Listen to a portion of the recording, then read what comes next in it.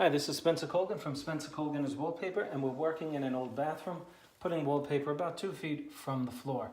We have come up against a couple of corners on this old vanity, and I want to show you what to do if you should come across this. Take a look at what's going on here, okay? So we have the wallpaper up against there.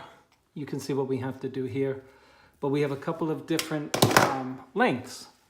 Okay, so you see the tile ends here? You see that right here?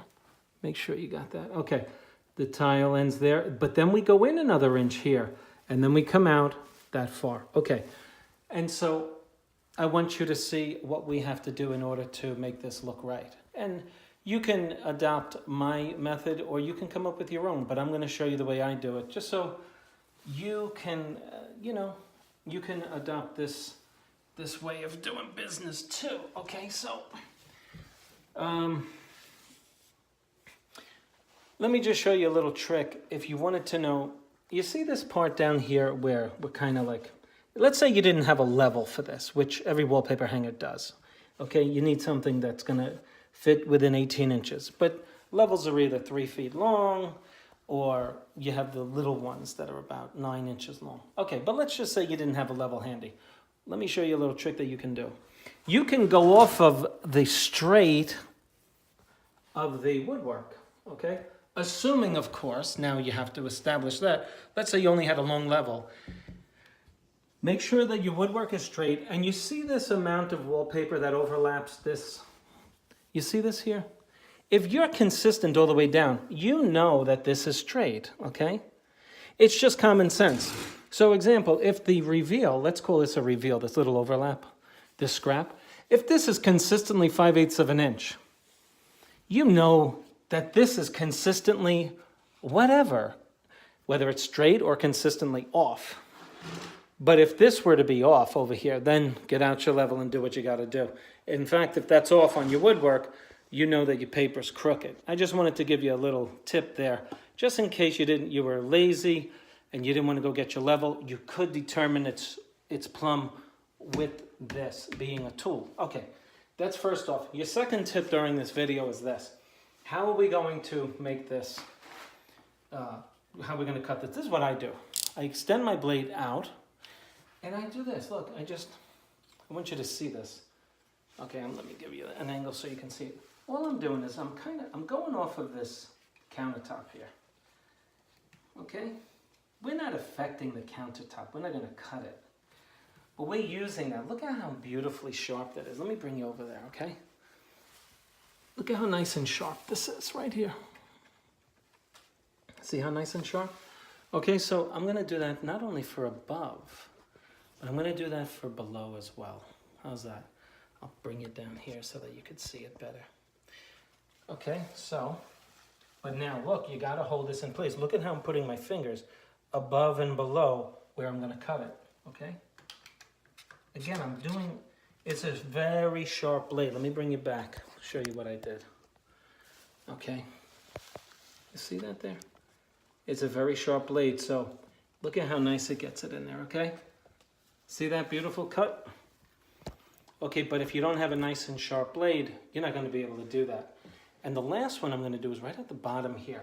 I'm just dragging my blade up against the woodwork. I'm not cutting the wood. Although if you're sloppy, you can, let me just tell you, you can actually scratch the wood.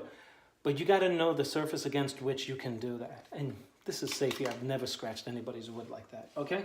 It's not wood. It's actually, this is a laminate. This stuff is as old as the hills.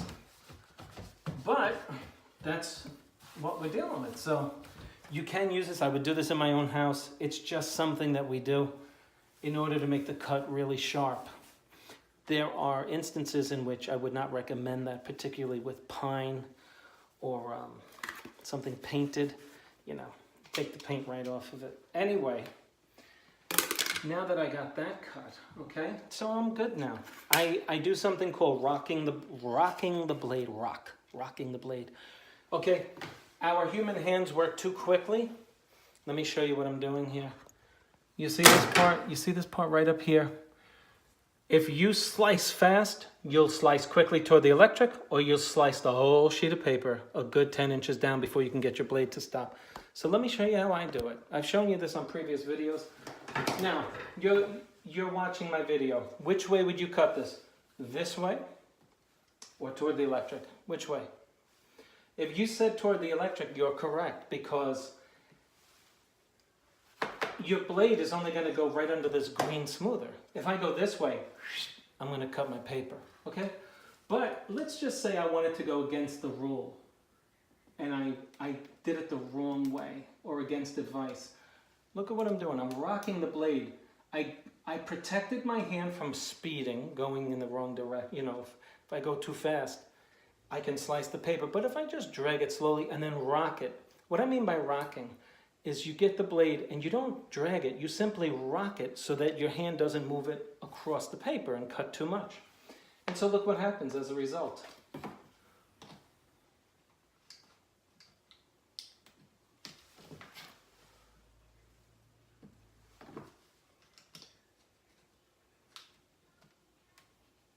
This is old tile work, and so we're dealing with really old stuff. You get a really nice cut on that when you do that, okay? So now, I've cut around the radius of the tile. Now I'm a lefty, so look what I gotta do. I gotta put this first, and I'm crisscrossing my hands because I'm not a righty, and this cut is ideal when done by a right-handed human being, okay? So there you have it. Look how nice and sharp that comes. And of course, you want to wipe this off. You know, you want to have a nice finish, okay? Be careful around those electric outlets if they're not shut off at the box. Look at the perfection of the cut. Okay, let's just come in there. Let's just see that. Look at the perfection. And how is that? That's because we used a sharp knife to do that. And we went slow. And we also made sure that the blade was fresh.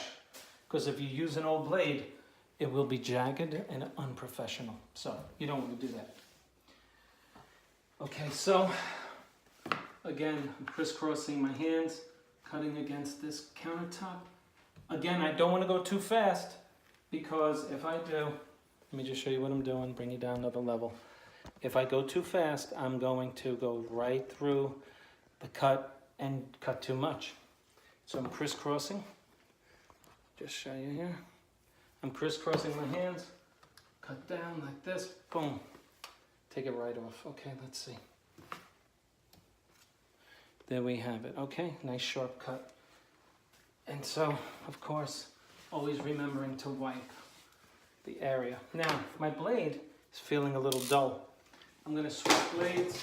Always have two blades handy. Don't just go with one. You know why? You'll be tempted to use it when it's dull. Have two blades handy all the time.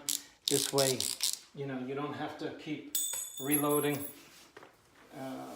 as frequently as if you only had one blade. So you have two on hand. This way you can continue to work and keep in the rhythm, so to speak. Again, I'm crisscrossing because I'm not a righty, and I'm getting my hand in here. Now I have to be careful of the fast, like if I drag this blade down, it's gonna slice the rest of the paper. So here's what I'm gonna do. I sliced from the top to the middle of the cut, and now I'm gonna start at the bottom and go right up to the top. I'm gonna end in the middle where I brought my last cut. Now that should be perfectly cut. Watch this. Look at that. Look at how perfect the cut is. And look at the beauty of the cut. I do want to share one other thing with you. In these areas, I want to tell you how to keep this down. When you do a wallpaper job, do you want to get called back in a week or two? Hey, the edges are coming up. Here's what I'm going to show you what to use. This way it never happens to you. See that? This is a $50 gallon of glue. Get an old brush, although I used a brand new brush that I paid $5 for. It was on clearance at Sherwin-Williams.